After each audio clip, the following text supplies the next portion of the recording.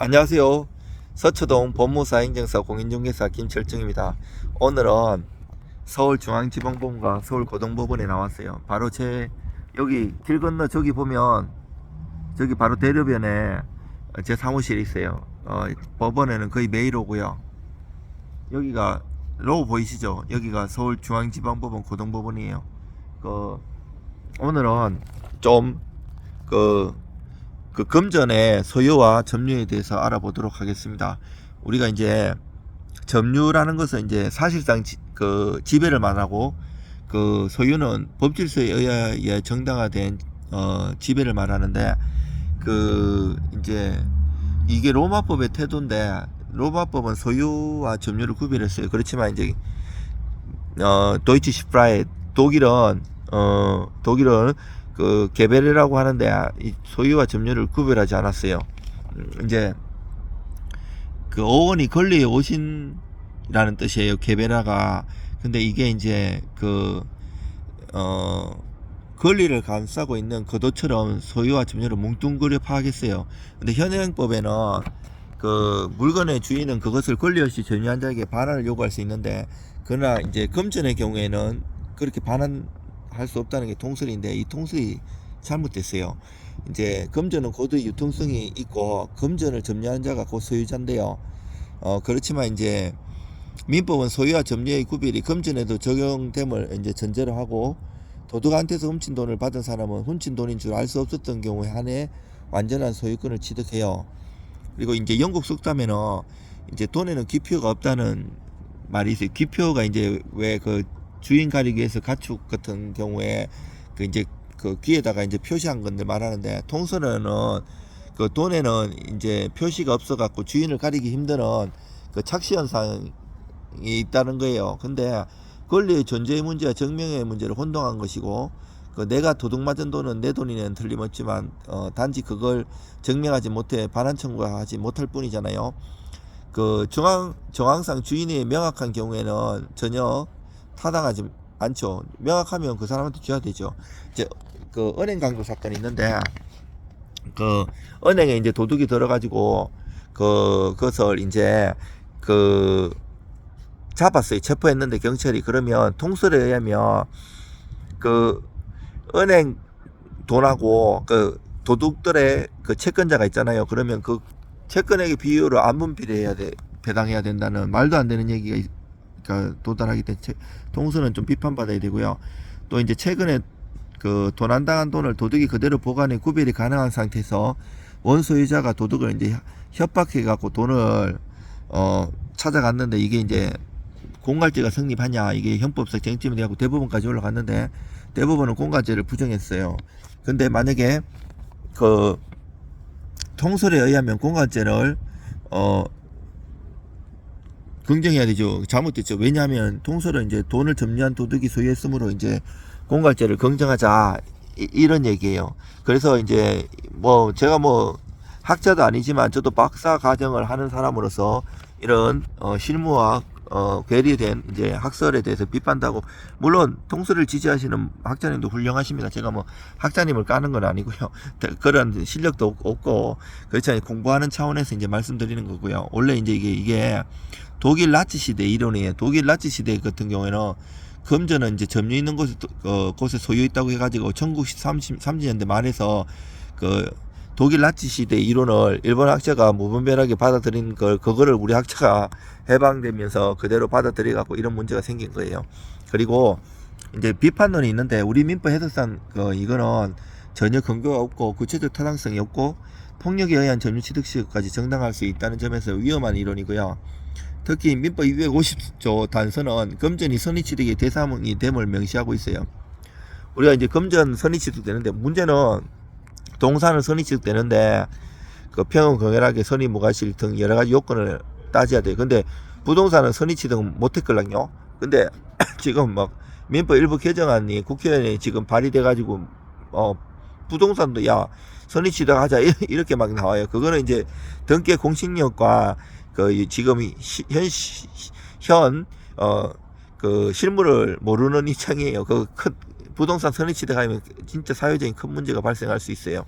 그리고 이제 그 금전의 선의취득이 대상이 되지 않는다는 이론에 기초해서 형성된 이제 편취금전에 그 의한 채무 변제에 대해서는 대법원 판시도 이제 재검토돼야 돼요. 그리고 위탁금전과 이제 형법상 소유권 개념이 있는데, 우리가 이제 행위 객체가 재물이면 행위형제 대상이 되고, 재물 이외의 그 전체로서의 그 재산인 재산상 이익에 관한 것이면 배임죄가 성립한다는 게 그 우리 형사 판례의 태도인데, 그 이제 이렇게 문제 해결하는 거는 이제 도움은 되지만 그 대체물의 금전의 경우에 문제 해결에 도움이 될 수 없어요. 왜냐하면 금전은 재물이기도 하지만 개성이 거의 무시된 그 재산상의 가치라는 성질을 가지고 있다는 점에서 그 이중적 성격을 지니고 있잖아요.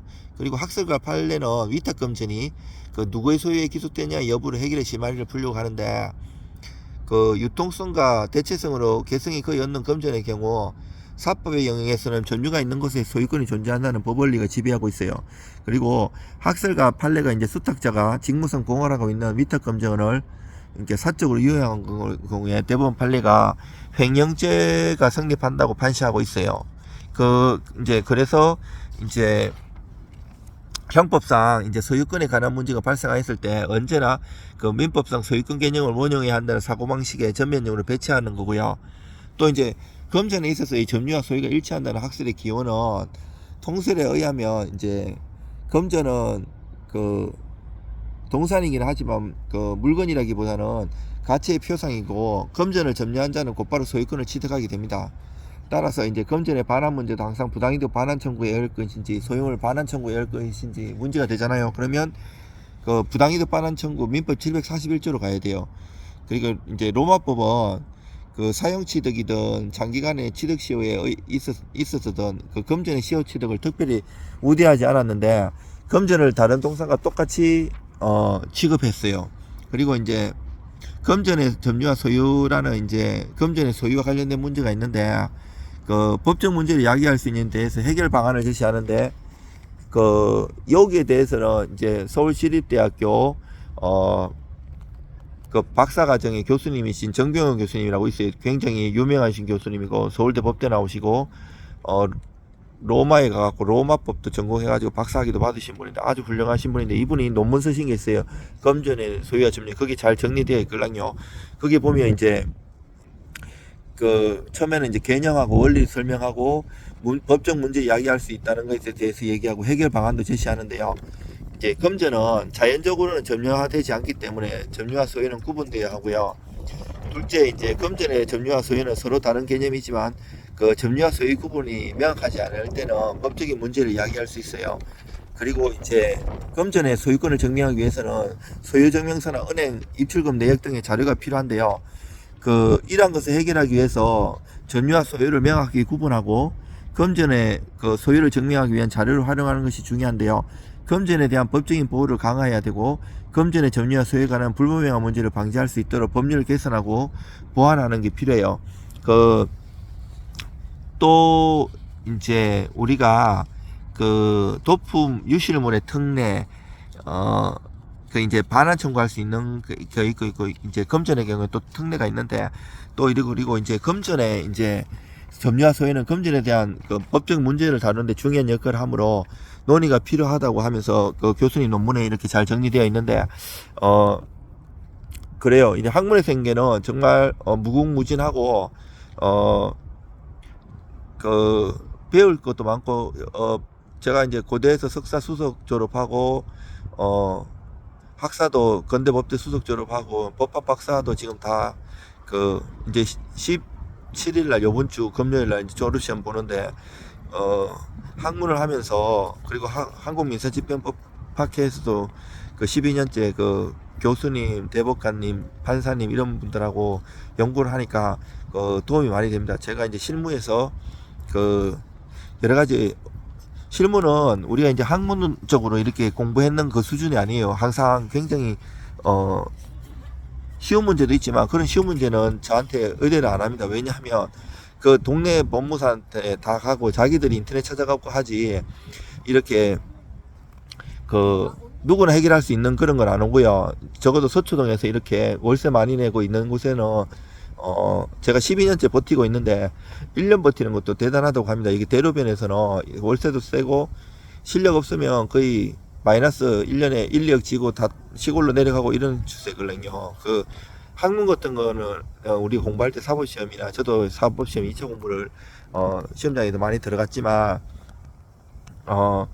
그게 공부할 때는 그 만약에 하나의 그 파트가 있잖아요. 만약에 그 선의 취득, 뭐 물권 변동, 채권자 대입권, 채권자 시속 요 관련되는 케이스가 나오지만 실무에서는 정말 복잡하게 종합적으로 입체적으로 나오거든요. 그래서 실력이 없으면 사건을 해결할 수가 없고요. 저 같은 경우는 이제 복잡한 사건 전문이에요. 일을 뭐 비용을 적게 받아도 대충 안 하고 죽을 힘을 다해서 합니다.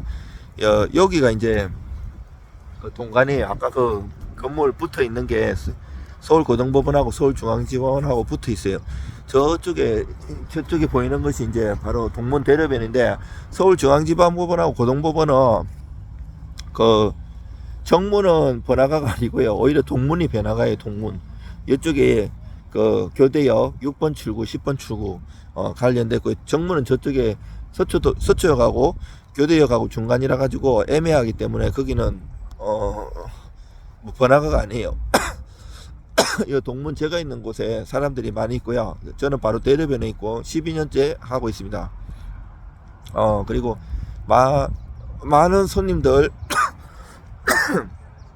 오늘 저 페이스북이나 그 네이버 블로그 이런 데다 많이 올렸는데, 오늘도 손님 오셔가지고 어려운 일 저번에 해결해드렸는데 이번에 다시 다른 일 생겨가지고 해드렸는데, 요즘은 전자소송이든 전자 관련해서 모든 사건들을 전자로 넣기 때문에 뭐 제주도든 전국에 다 할 수 있어요.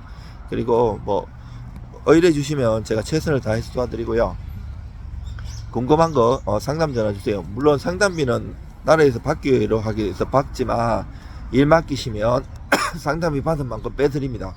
그리고 여기가 이제 동문이에요. 여기 동문인데 여기 보시면 그 동문 비석이 있고, 이게 이제 신호등 건너고 있습니다. 제가 신호등 건너고 있는데 여기 보시면 여기 번화가고요. 여러분들도 지금 날씨가 그 봄인데 꽃샘추위가 며칠 동안 지속되다가 오늘은 날씨가 좀 따뜻합니다. 그래서 나와서 이렇게 영상도 4개 찍었습니다. 네, 영상 제가 뭐 특별히 뭐 그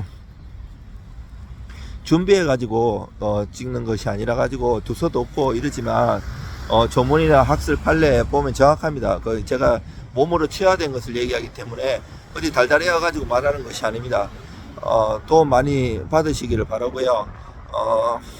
그리고 저는 민사, 형사 그리고 가사, 행정소송, 그리고 뭐 고소장, 재정신청, 검찰항고, 내용증명, 경위서, 탄원서, 법무사 할 수 있는 거 다 하고요. 행정사가 할 수 있는 거 다 하고, 공인중개사 하는 거 다 해요. 3개 다 자기 전 걸어놓고 하고 있고요. 저 같은 경우 모든 업무를 또 모두 전문적으로 해요. 자기가 특화된 부분만 대부분 하시는데, 법무사는 종합적으로 다 전문적으로 할 줄 알아야지 손님의 그 종합적으로 토탈 솔루션을 해가지고 잘 해결해 줄 수 있거든요. 대충 그냥 한 분야의 전문가만 알면 그 손님의 최적화된 도움을 줄 수가 없어요. 그래서 저 같은 경우에는 최적하고요. 여기가 바로 동문 대로변 보이시죠? 번화가고 요 신한국 빌딩 제일 좋은 건물입니다. 그 주차장 시설도 되게 잘 돼 있고요.